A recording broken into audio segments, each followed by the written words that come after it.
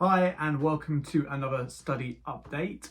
This one's going to be a little bit different in terms of I'm going to try and film after I've studied each unit, and then I'll compile it at the end of the month into some sort of compilation study update.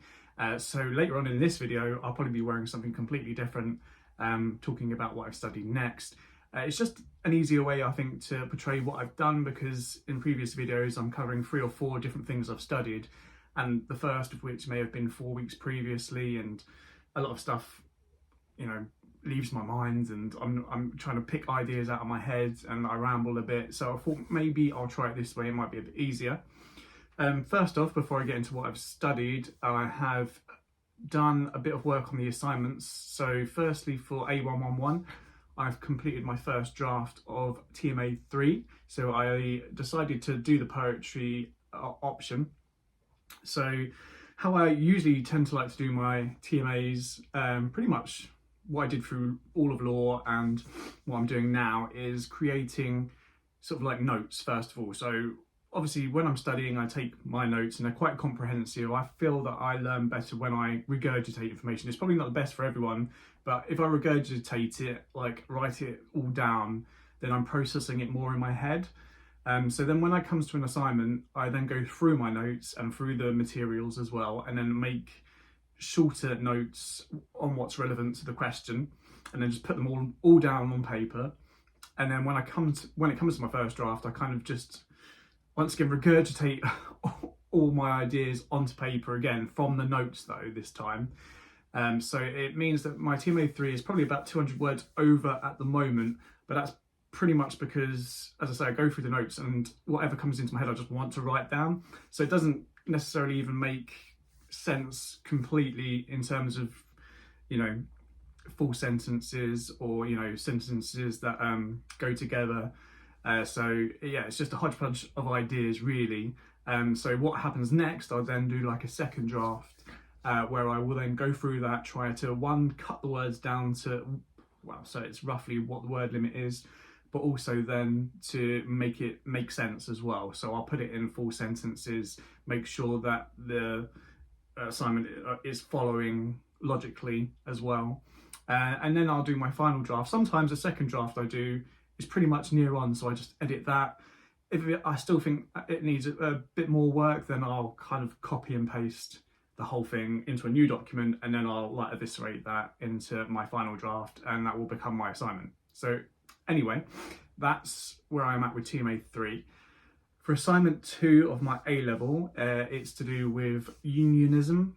So it's one of those, if you've done A level history, to what extent do you think questions, and it's to what extent do you think new model unionism 1850 to 1870 was more efficient or more efficiently organised than sort of the early unionism in 1814 to 1834. So I've once again, just at the moment, I'm just in the note taking stage for that. So obviously I've done all my notes from the materials, and now I'm just going through making notes for the assignment. I've covered like the 1814 to 1834, where it wasn't really that sort of effectively organised, and that's why they didn't really succeed. It was very localised. Communication was really bad back then as well, so they couldn't really communicate with other people around the country, hence why it was more localised. And the fact they stuck to individual sort of crafts and trades as well, compared to the 1850s, where you had the amalgamation of the Amalgamated Society of Engineers, I think that's right, the ASE anyway, which was established in 1851, and that kind of joined many different unions of the same trade across the country together in one big union. And I think even to start with, they had over 12,000 members, so it was already a force to be reckoned with, and that kind of paved the way for new model unionism and new unions to follow, and with a bigger membership, with kind of not four subscriptions, but mandatory subscriptions instead of donations. They had more money coming in. With more money coming in, they had more power, more sway. So that's where I'm at with that, just at the note-taking stage. But anyway, most of you have come for A111. So I have just done Unit 5 of Block 2. Block 2 is the Traditions book or block, and Unit 5 is Questioning Tradition, and that is a philosophy module or unit. And I really, I'm really hating myself now. So this is the second philosophy unit in the whole module of A111, and it's the second time I've really enjoyed it when I really didn't think I would.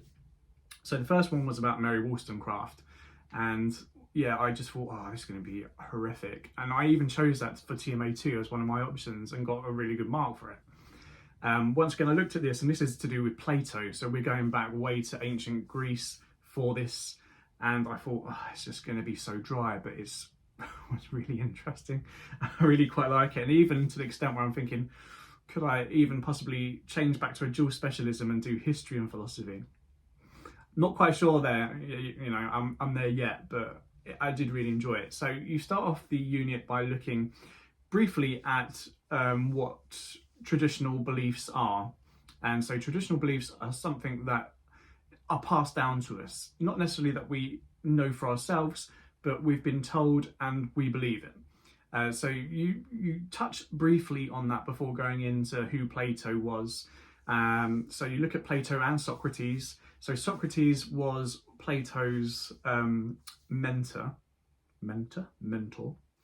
And so Socrates basically in his day was a philosopher, but wasn't regarded so much as a teacher and an expert. He would just go around stirring people up with his sort of, not opinions as such, but his questions, and he would always question everything, and he would gather sort of all these young Athenians around him who wanted to question their elders as well. And one of those ended up being Plato.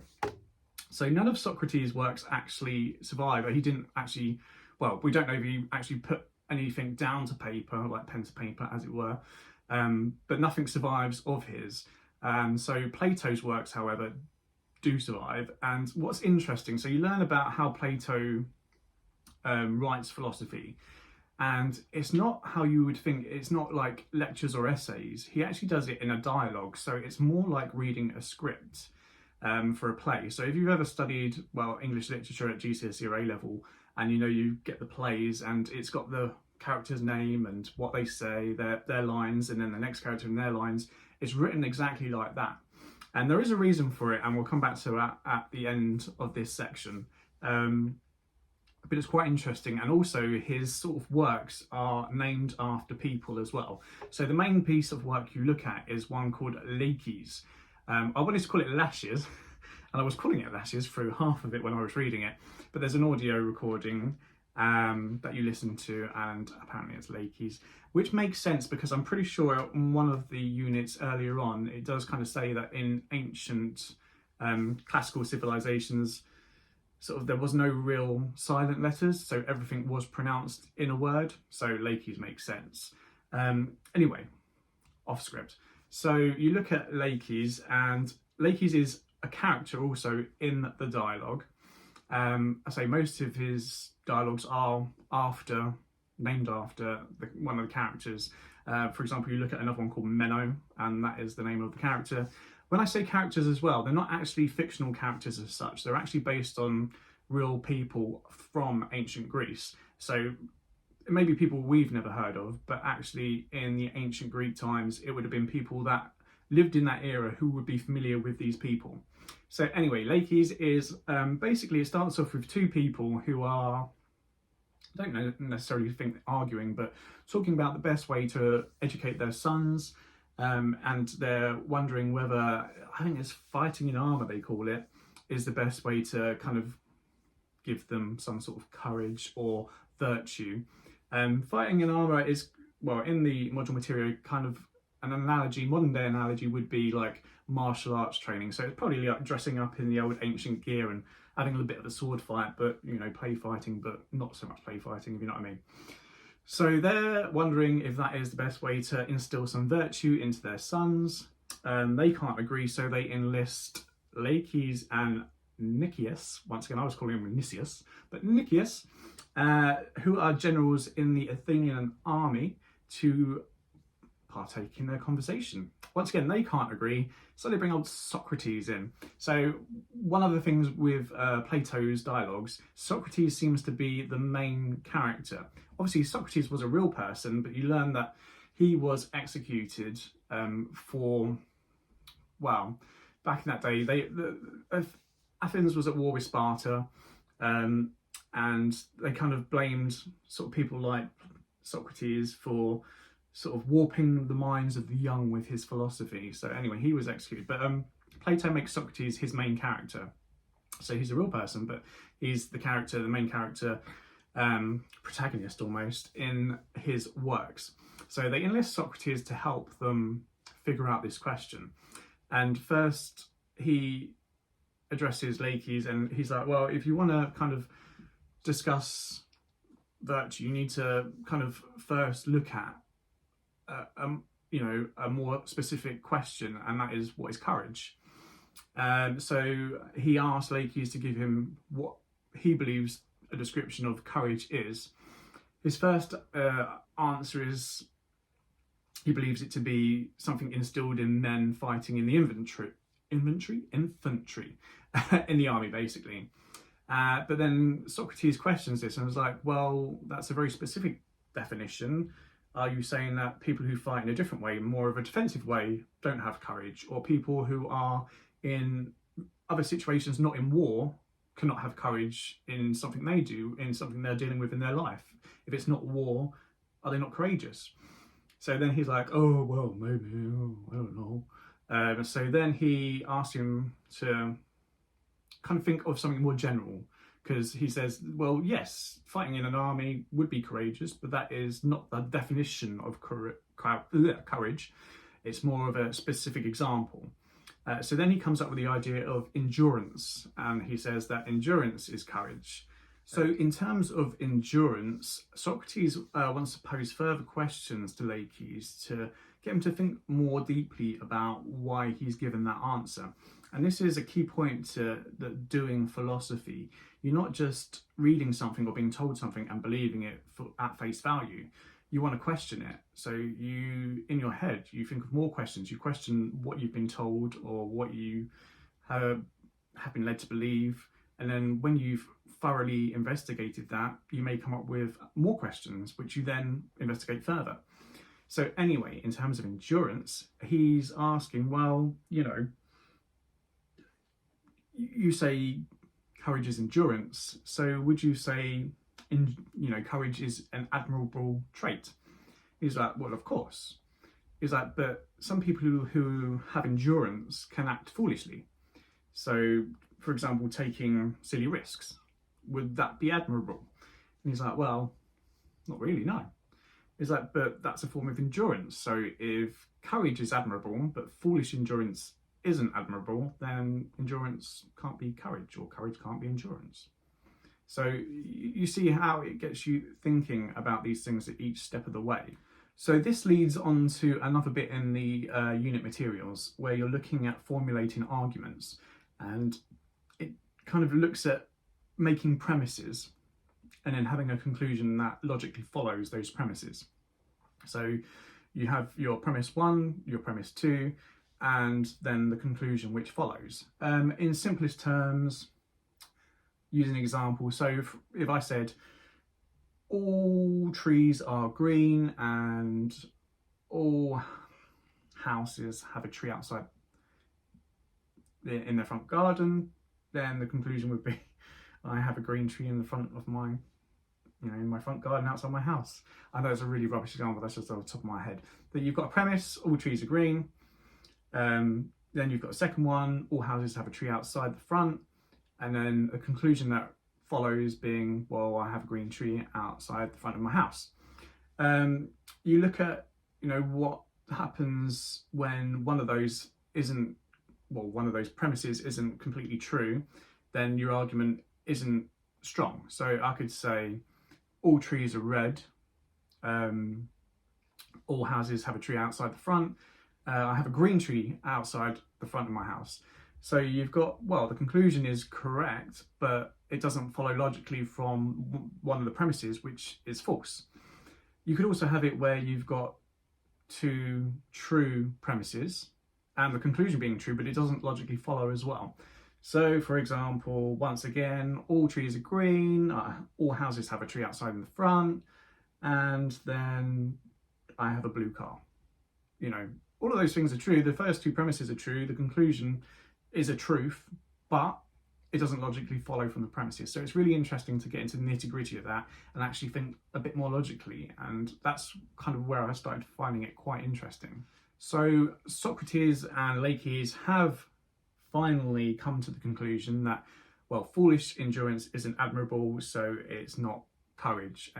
So then he looks to Nicias and asks him, well, what's your definition of courage?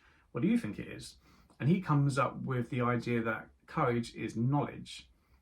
So he is coming from a place that you can only be courageous if you have knowledge. And this isn't just expert knowledge as a teacher or expert, but knowledge of knowing what is good to do or what will be bad to do.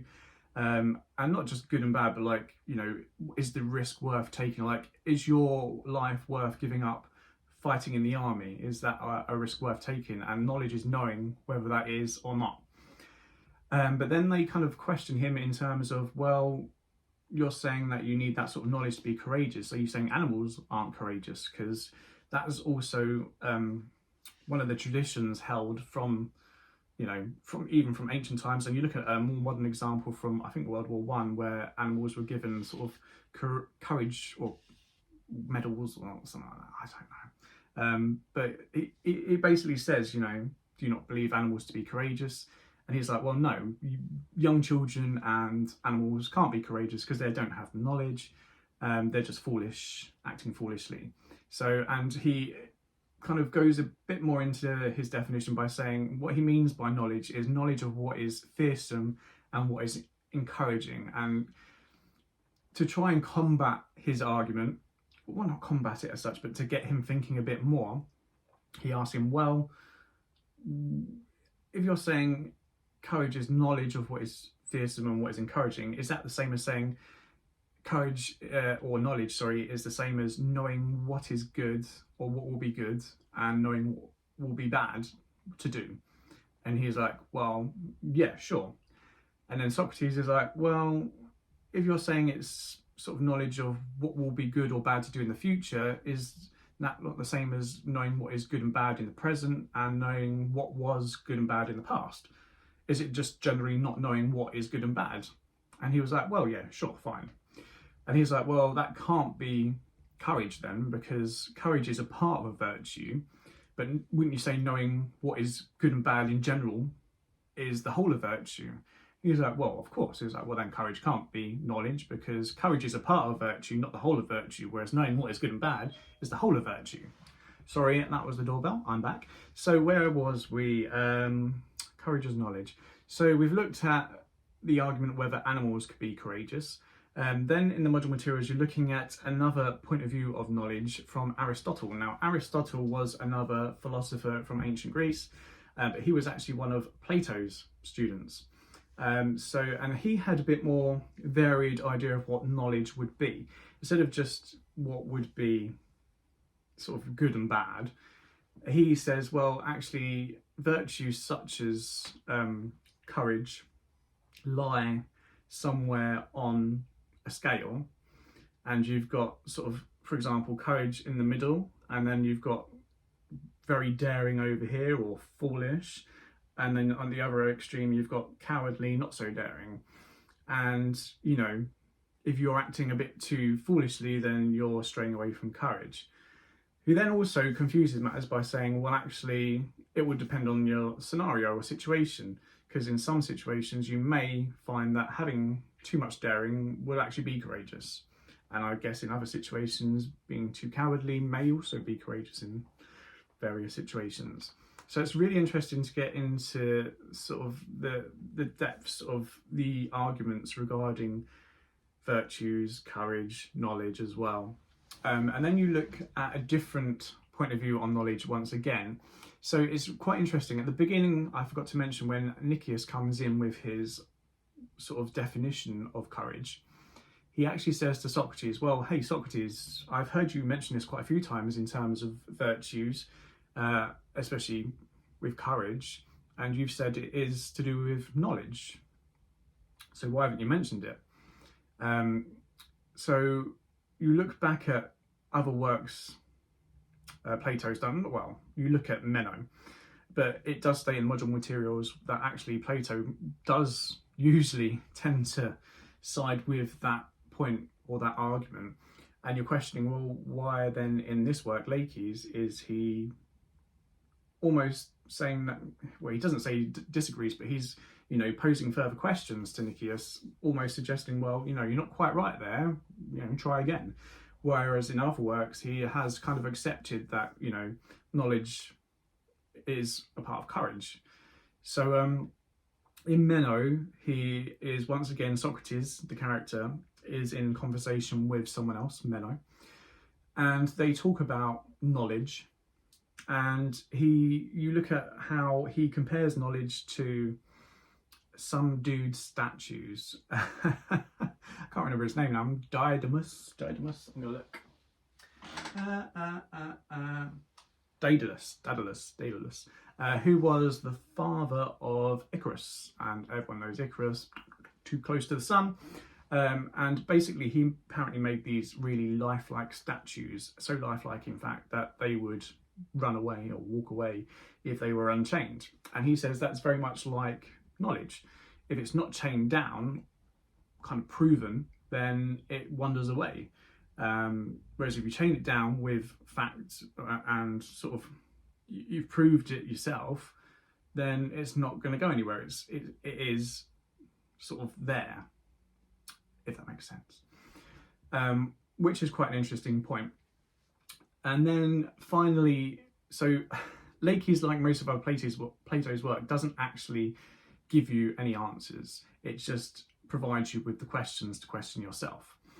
And the whole point of that, and with Nicias saying, well, you've mentioned this before, why are you now questioning me, comes from the fact that with these statues running away, they try to explain that knowledge, to gain knowledge, you need to have experienced that knowledge. So the best way to put this, I know I'm rambling again. So for example, I think the example is giving someone directions in the book, but it's to do with ancient Greece. So I'm gonna make it a bit more contemporary and relevant to me. I work on the tube. So say someone asked me for directions to get from point A to point B. Now I've travelled that route, so I can be like, hey, yeah, you take this line to here, change here, and then take this line. Now for me, that's coming from my knowledge because I've done it, I've experienced that, I've traversed that route. The person I've just told hasn't, so they're taking what I've said as a fact, but they haven't experienced it for themselves. So for them, it's just a statement. No matter how true that statement is, it's just a statement. So then, for example, if someone else asked that person walking past, like, hey, did you just ask direction? How do you get from point A to point B? And that person then tells that person, well, they both just got statements of fact. They don't know if it's true, they haven't done it. But say that person then takes that route, then they'll have the knowledge of knowing, yes, this actually is the route to take. And they say that's important, or Plato says that's important because, knowledge is more valuable because without that, it can be questioned. So for example, the person I've just told directions to, they could be walking along and then some other member of staff, they see us like, oh, I've forgotten what he said. Can you just point me to this place? How do I get here? And they give them a completely different route. And now they're like, well, no, I don't know. I've got two bits of information. And that's a problem without sort of exploring or, investigating a statement yourself, is that it can be questioned by someone else, another authority or another expert. So that's why knowledge, doing something or experiencing something yourself is important. And that leads back to the point of the whole Nicias being, why haven't you mentioned this before? No, you've mentioned this before, why are you not mentioning it now? Some philosophers think, well, actually, that's the whole point, what Plato's trying to do. Yeah, he may have agreed with it in other works, but Nicias is he's just heard him say it. He hasn't experienced it for himself. He's just heard Socrates say it. So Plato's kind of playing on that by being, he's not being deceptive or deceitful because he's agreed with it in the past. He's getting Nicias and then us as the reader to explore what he's saying, because, you know, we've just been told it, we haven't experienced it. Same as Nicias, he hasn't experienced it, he's just heard him say it. So that's why he's posing more questions to him, to get him to think about it, to get him to investigate it himself. And that is the whole sort of point of the works that Plato does. You know, the way they're written in these dialogues is that questions can be bounced back and forth between the characters, and then, you know, it gets them thinking as the characters, but then it gets us as the reader thinking as well when it's going through these questions. Be like, oh wow, yeah, actually that's a good point. Now you're investigating it for yourself while you're reading. So I think that's kind of why I enjoyed it. It's very thought-provoking, very interesting. And yeah, I haven't looked at what TMA4 is yet, and that's way in the future. But, you know, I might have a look at the philosophy option and see if that's any good. Anyway, so that is Unit 5, Questioning Tradition. I say, looking at Plato's works mostly. Yeah, I found it very interesting. Sorry, I waffled again. But yeah, I'm not sure whether I'll post this straight away or if we'll go into another bit. Welcome to part 2 of this video. So in real life, you've just seen the first part, which was Unit 5, Questioning Tradition. In reality, for me, that was about 4 or 5 weeks ago. So I started Unit 6, the history unit, on remembering, forgetting Ireland. And I then had some time off work for annual leave. I went on holiday, went to Iceland, really nice, by the way. And then, yeah, I just lost a little bit of motivation for a couple of weeks, which was fine because I was about 4 weeks ahead. So it didn't really make too much difference. So I just finished off Unit 6 this week, and I'm kind of now on track with the timetable on the module website. So I'm not behind at the moment. I am probably going to give Unit 7 and 8 a miss. I'll give it a brief read, but I'm not going to study it properly. I believe they're the religious studies and the art history units anyway, so I'm not that fussed. But I will give it a read, but I probably won't do a video on them because they just don't interest me that much. And I've read a little bit about what they're about, and yeah, it's fine, but it's not for me. So anyway, Unit 6 is Remembering and Forgetting in Ireland, or Forgetting and Remembering, whichever way around it is. It's a history unit, and it's all to do with the Easter Rising, or the 1916 Rising in Ireland. So the unit starts by giving you a little brief background. So it included 2 groups of people. So you had the Irish Volunteers and the Irish Citizens Army. There's about 1,600 people in total. It resulted in 6 days of fighting between them and the British forces. Basically, they took over, was it the post office in Sackville Street? And yeah, they basically fought with the British for 6 days. They ended up losing, and the leaders of these rebellions were executed in Dublin. The funny thing about the whole rising itself, so most of the people in Ireland themselves weren't necessarily behind the rebels. They thought they were kind of a bit out there. You know, one of them, I think it's Patrick Pearse, read the proclamation of the Irish Republic out in public on the street, and people were just walking past like, oh, it's a bit weird. But it was actually when they lost and the British executed the leaders, when the Irish people were, oh, hang on a minute, that's not right. And that actually spurred them on to fight for an independent country and so forth. You then look at briefly the term collective memory and how nations or people in general have a collective memory, and it can be how your memory is shaped by other people or from other stories or beliefs. And they give examples such as when you're a child and you hear stories from your parents or grandparents, and sort of that becomes your memory. You think that's happened to you, or you've experienced that, when actually it was someone else's story or someone else telling you something that's happened to them. It's quite interesting. You look at cultural nationalism, how people use things such as language and music and dress to represent their culture, and how they use that to also portray their cultures and nationalism something like that anyway.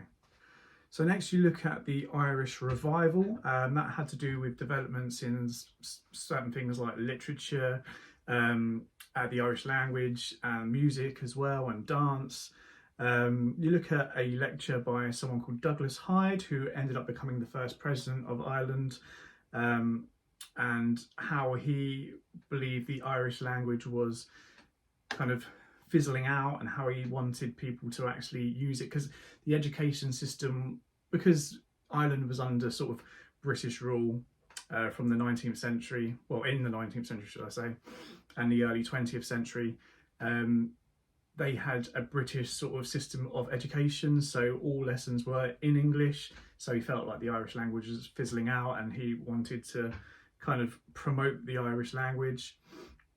You look at how people in Ireland, such as Patrick Pearse, the guy who was executed for the Rising, how he wanted, and other people used like aspects of ancient Ireland to kind of portray their new sort of, or to foster a sense of, I don't know, unity and a new sort of Ireland. This isn't making any sense, but it is in my head. So basically they would use like ancient dress. You look at an example. So you look at a poster which was by the Gaelic League, and it shows two women, both represented quite differently. One is standing quite tall in sort of ancient robes, looking quite sort of regal and mighty, and that's considered sort of ancient dress, how maybe the Celts would have worn. And then on the other side you're showing a woman who's in sort of a tattered Union Jack flag, and that was them trying to sort of portray, you know, ancient Ireland. They had their own rulers, their own language, they were great back then, but as part of the UK, not so great. You look at how sort of other aspects of the ancient Irish past were used by these people to foster a sense of sort of nationality. So you look at a thing called the Book of Kells, and it's a illuminated manuscript, whatever they're called, and it's kind of the fancy writing, if you like, and then it shows you a couple of modern, well, contemporary, I think one's a poster, one's a part of a newspaper article, using the same sort of script writing, and how they're using that to foster their, you know, national beliefs or whatever. So as I mentioned, these people, the contemporary people, kind of saw the ancient Ireland as a time of greatness where they had their own language, they were governed by their own laws, and, you know, they used aspects of this ancient Irish past to create a positive view of this new Irish culture, even though they were trying to, in some aspects, saying, you know, this is what we did for centuries or millennia, and they were trying to almost recreate a new sense of identity using this. We also look at how the Gaelic League were involved in sort of promoting traditional Irish dancing and music, and there was also the revival of Irish sports as well by the Gaelic Athletic Association. And you look at parts of the traditional dress as well. What's quite interesting is you look at something like called trews, which were like an ancient form of trousers, if you like, really ugly looking trousers. And you look at how, I believe it was Patrick Pearse himself, they were looking at, you know, what they could use for their sort of cultural dress in this sort of like the, was it the late 19th, early 20th century? And, you know, trews were suggested, and he was like, nah, that's ugly. So they wanted to go for kilts instead. And that's kind of almost like an aspect of the forgetting part, you know, no, we don't want that, that doesn't suit our needs, even though it's factually, and it says in the material, it's factually proven that that was a part of, not so much ancient Irish dress, but, you know, it was part of the Irish dress in the past, but they were just like looking at it as like, it's ugly, no, we're not using that. So it's quite interesting to see which aspects of the past they were picking, like dance and music and language, and which parts they were like, actually we'd rather forget the trews because they're ugly as sin. You then next moves on to how the 1916 Rising is remembered. So at the beginning, after it happened, I think the first commemoration was in 1924, so a good 8 years afterwards, and that's mainly because after the Rising itself, there was World War One, which was still going on until 1918, which Irish people were fighting with the British. More on that in a bit.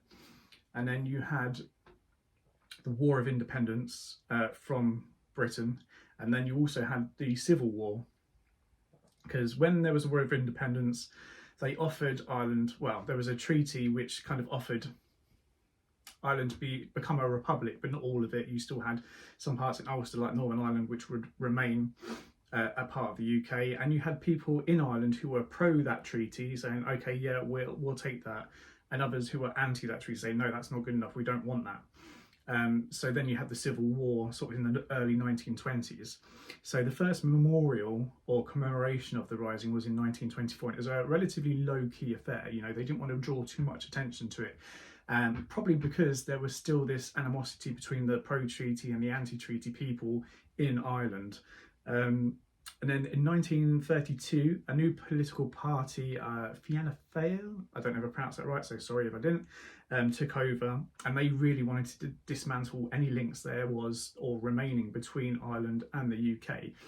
And because of this, they actually made the commemorations a lot bigger. There was, you know, large events with reenactments. And then fast forwarding to 1966, you had the Golden Jubilee of the Rising, which they had this, you know, massive, large commemoration planned. There was, let's say, role playing, enactments, speeches, loads of stuff going on. And this in itself, this is 50 years after the Rising happened. So you've got a whole new generation of people that weren't alive at the time. And this is where the sort of collective memory comes in, because you're, you know, kind of influencing this younger generation, this new generation, into what the Rising was about. So they could actually change, not necessarily change, but, you know, influence and, you know, portray the good stuff that they think happened, and maybe leave out any of the negative stuff, you know, the infighting, the Civil War part. So you look at that. Also, you move on to the troubles in Ireland, with Northern Ireland in the sort of mid-1960s. You still had some people like the IRA who wanted Ireland to be whole rather than Northern Ireland and Ireland. So after that, because of the tensions, basically the celebrating and commemorating the Rising was almost like sort of making the rebels of the Rising heroes. And obviously you then had the IRA who were, you know, causing destruction to certain monuments. There's a thing in there you learn about, they trashed one of the monuments, blew it up, Nelson's Pillar. So yeah, and so they didn't want to glorify these rebels as heroes. So after the sort of mid-1960s, they've had like 20-30 years of great celebrations for the commemorating the Rising, and then after that they then went quite low key again. And then finally you look more towards the forgetting part. So you look at how the interpretation of an event in one way, so you want to portray it in one way, will lead to you having to either forget or neglect other aspects of that event that may happen. You look at the attack on Nelson's Pillar. Obviously Horatio Nelson, British naval, well, I say officer, but he was probably something else higher up. Obviously the pillar was there to celebrate his sort of triumphs, as it were, but obviously he's British. So the IRA obviously, I don't know if they bombed it, but they did destroy it quite a bit. And that was trying to, you know, they want to tear down any links with the UK, forget that part of their past, even though back then they were part of the UK, so it was part of their past. Another thing you look at is there was a statue of Queen Victoria, which was built, but Queen Victoria ruled in quite a dark part of Ireland, Irish history. So from 1845 to 1851 they had the Great Famine in Ireland, and obviously Queen Victoria was the monarch of the UK at that time, the UK and Ireland. And so, you know, they felt, you know, almost not left out, but kind of ignored by the British monarchy. So even before they took the statue down, there was plans to kind of remove it and replace it with something else. And they ended up actually, in the end, I think in 1948, removing the statue completely. They ended up storing it in a school somewhere and totally forgot about it.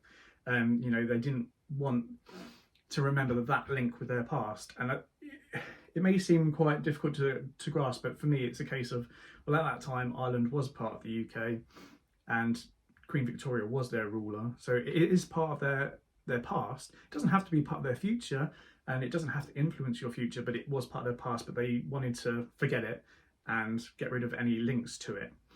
And also you look at what I mentioned earlier, Irish people who were fighting in World War One.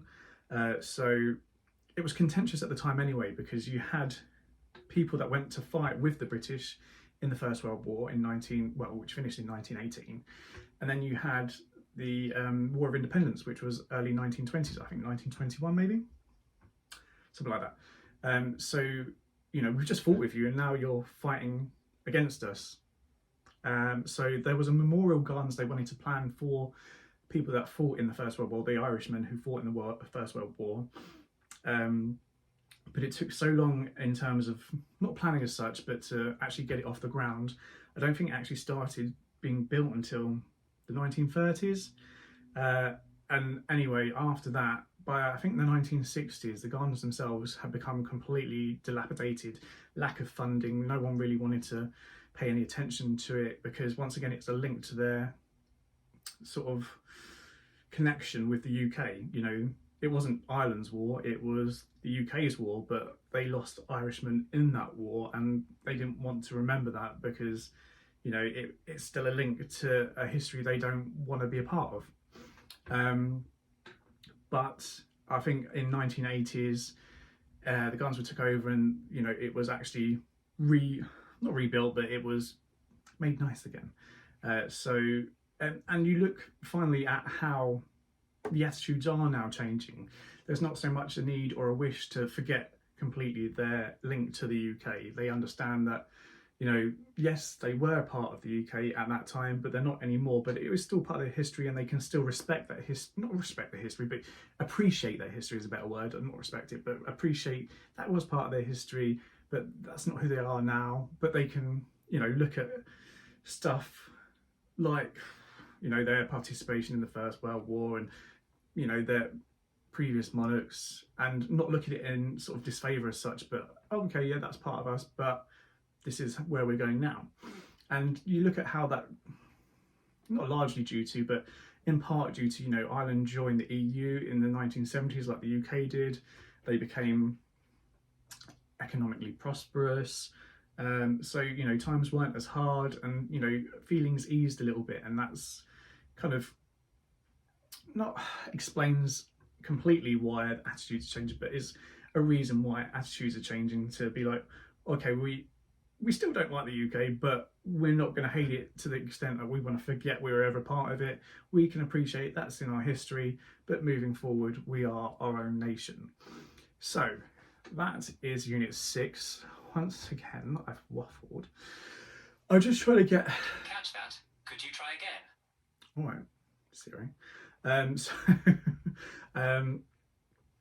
Yeah, I'm trying to give information to pique anyone's interest who's watching it, who might want to study this, but not give away too much, if you know what I mean. So anyway, that's that.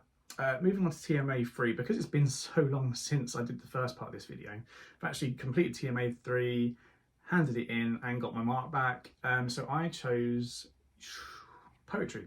So yeah, we had an option of doing the classical studies one, poetry, creative writing, and the music unit. So I think I've explained it all in the first part, I think, or in another video somewhere. So the poetry one was comparing and contrasting two poems. I didn't think I would be picking that, but I ended up going for it because it was the one that kind of drew me in more. It's my best mark to date. Still, I'm not, you know, getting up there, but it was 79, so I'm pretty happy with that, to be honest, considering this is a completely new subject to me. Next is going to be TMA 4, which is from now in less than a month, actually. It's the end of this month. So once again, there's options. I haven't actually looked at it properly, but I know I briefly looked at it, and once again, you're covering the units we're talking about now. So there's the philosophy option, the history option, and there'll be one on religious studies and the art history. I was going to go for the history option, the old remembering and forgetting an island, but I'm kind of thinking maybe the philosophy one as well, because I really enjoyed that module unit on philosophy, the old Plato. So I'm going to have to look at it more properly. I'm going to briefly read over 7 and 8, unit 7 and 8 anyway first, get a bit of an understanding on that. I'm probably not going to do a video on that because I'm not going to go too much detail in it. And then I'll probably next do a video when we go into book 3, because I believe the first unit of that is the classical studies one, which is to do with that play. I was going to call it Aristotle, but it's not to do with that at all. I've got it down there. Antigone. I can't believe I forgot that. So yeah, I'll probably do a video when I've done that. And unit 2 of that book as well, it's kind of like an English literature unit to do with The Island, which is a play I think it's based loosely around Antigone, or the themes of Antigone anyway. So I'll do a video on that. But yeah, thanks for watching. Sorry I've waffled. Hope you've enjoyed or got some information out of it anyway. As always, if you've got any comments or questions, leave them in the comment section. I'm not constantly checking YouTube, but when I go back on there, if I see anything, I will reply. But yeah, thanks for watching. Until next time.